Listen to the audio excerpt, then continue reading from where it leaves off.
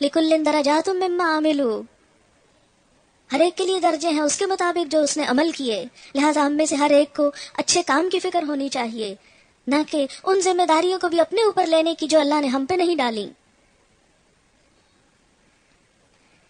پھر فرمایا گواہوں کو جب گواہ بننے کے لیے کہا جائے تو انہیں انکار نہ کرنا چاہیے، معاملہ خواہ چھوٹا ہو یا بڑا، میعاد کی تعین کے ساتھ اس کی دستاویز لکھوا لینے میں تساہل نہ کرو، اللہ کے نزدیک یہ طریقہ تمہارے لیے زیادہ انصاف والا ہے، اس سے شہادت قائم ہونے میں زیادہ سہولت ہوتی ہے اور تمہارے شکوک و شبہات میں مبتلا ہونے کا امکان کم رہ جاتا ہے۔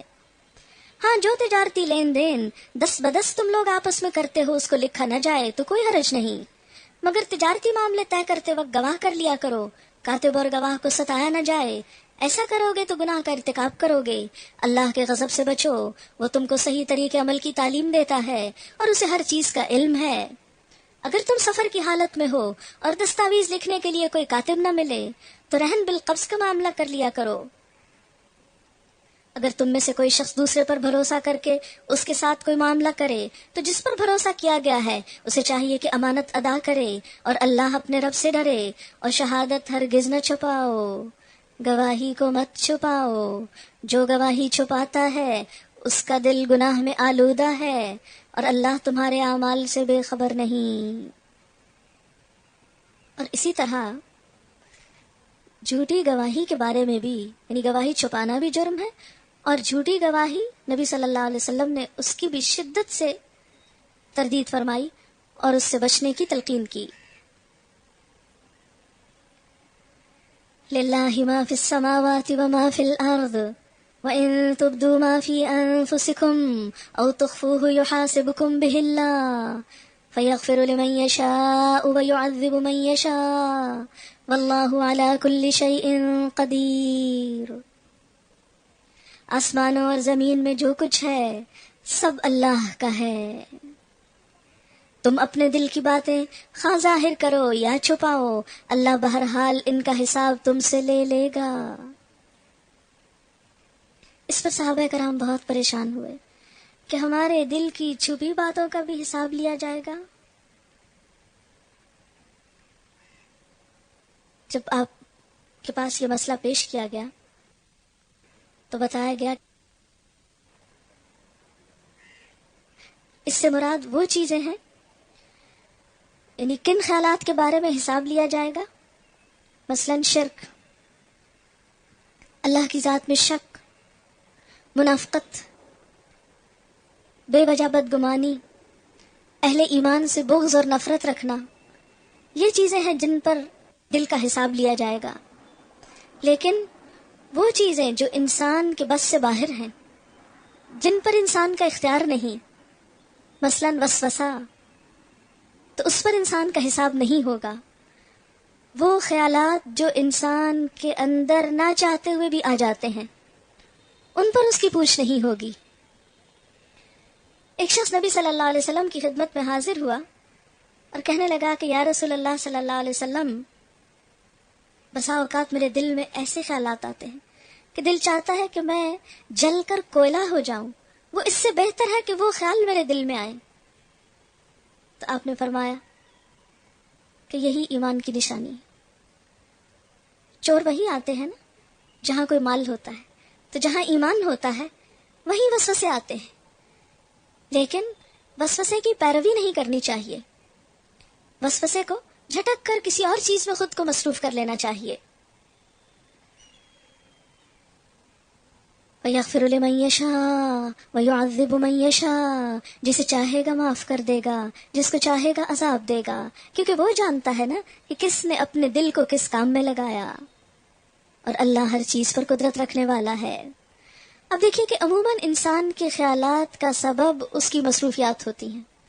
اگر آپ چاہتے ہیں کہ آپ کو اچھے خیالات آیا کریں تو اس کے لیے اپنی مصروفیات کو اچھا کر لیجئے، اپنے ذہن کو تعمیری کاموں میں مصروف کر لیجئے، قدرت کی نشانیوں پر غور و فکر کیا کیجئے، اس سے اللہ کی محبت دل میں آئے گی، اور جب اللہ کی محبت دل میں سما جائے گی تو انشاءاللہ اسی کے بارے میں بار بار سوچ آئے گی، ہر چیز پر اسی کا شکر دل میں ابھرے گا، اور انسان بہت حد تک پھر وسوسوں سے نجات پا جاتا ہے۔ آمن الرسول بما انزل الیہ من ربہ والمؤمنون کل آمن باللہ وملائکتہ وکتبہ ورسلہ لا نفرق بین احد من رسلہ وقالوا سمعنا واطعنا غفرانک ربنا والیک المصیر۔ سورۃ البقرہ کی یہ 2 آخری آیات بہت عظیم ترین آیات ہیں۔ نبی صلی اللہ علیہ وسلم نے فرمایا، جو شخص سورہ بقرہ کی آخری 2 آیتیں رات کو پڑھ لیتا ہے تو یہ اس کو کافی ہو جاتی ہیں۔ مثلا عشاء کی نماز میں پڑھ سکتے ہیں یا سونے سے پہلے پڑھ سکتے ہیں۔ اس عمل کی بدولت اللہ تعالیٰ اس کی حفاظت فرماتا ہے، یعنی ان آیات کو پڑھنے سے اللہ تعالیٰ انسان کی حفاظت فرماتے ہیں۔ ایک اور حدیث میں ہے، نبی صلی اللہ علیہ وسلم کو معراج کی رات جو 3 چیزیں ملیں ان میں سے ایک سورہ بقرہ کی یہ آخری 2 آیات بھی تھیں۔ ایک اور روایت میں ہے، اس سورت کی آخری آیات آپ صلی اللہ علیہ وسلم کو ایک خزانے سے عطا کی گئیں جو عرش الہی کے نیچے ہے، اور یہ آیات آپ کے سوا کسی اور نبی کو نہیں دی گئیں۔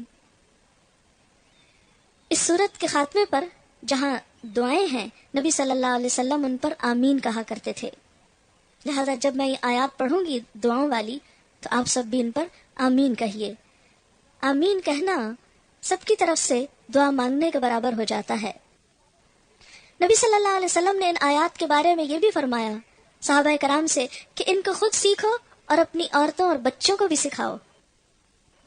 لہذا امید کی جاتی ہے کہ آپ ان کو زبانی یاد کریں گے اور اپنے بچوں کو بھی سکھائیں گے۔ رسول اس ہدایت پر ایمان لایا ہے جو اس کے رب کی طرف سے اس پر نازل ہوئی ہے، اور جو لوگ اس رسول کے ماننے والے ہیں انہوں نے بھی اس ہدایت کو دل سے تسلیم کر لیا ہے۔ یہ سب اللہ اور اس کے فرشتوں اور اس کی کتابوں اور اس کے رسولوں کو مانتے ہیں۔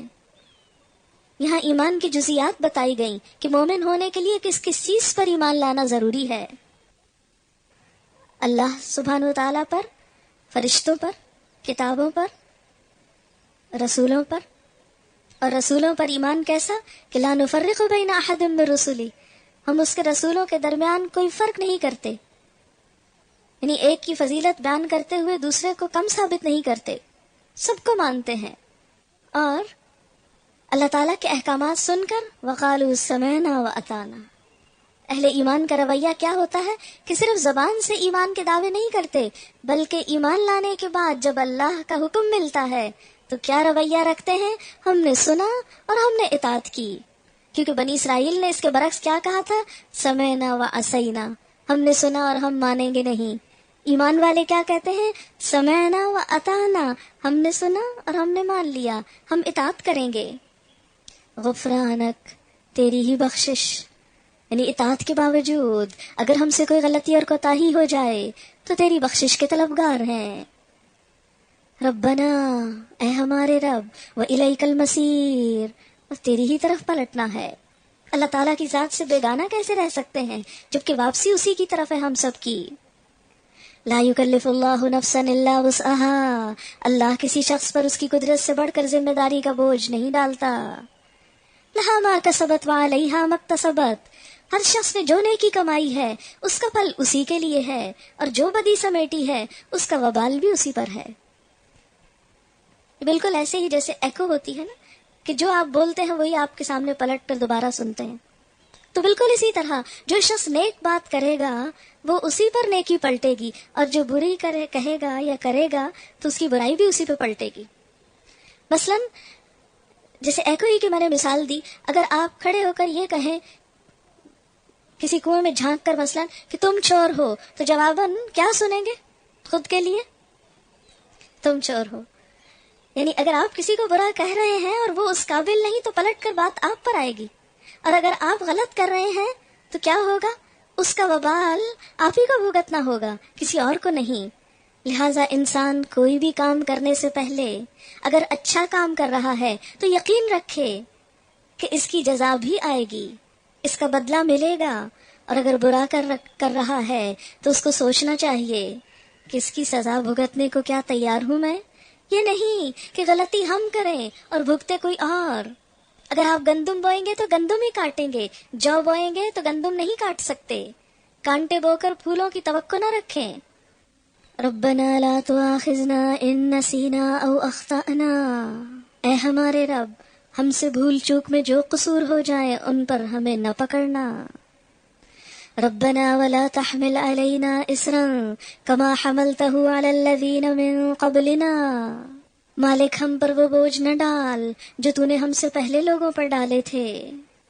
ربنا ولا تحملنا ما لا طاقة لنا به، پروردگار جس بوجھ کو اٹھانے کی ہم میں طاقت نہیں وہ ہم پر نہ رکھ۔ واعف عنا، ہم کو معاف فرما دے، ہم سے درگزر فرما۔ واغفر لنا، ہم کو بخش دے، ہمارے گناہوں کو ڈھانک دے۔ وارحمنا، اور ہم پر رحم فرما۔ انت مولانا، تو ہی ہمارا مولا ہے۔ فانصرنا علی القوم الکافرین، کافروں کے مقابلے میں ہماری مدد فرما۔ آمین۔ لا يكلف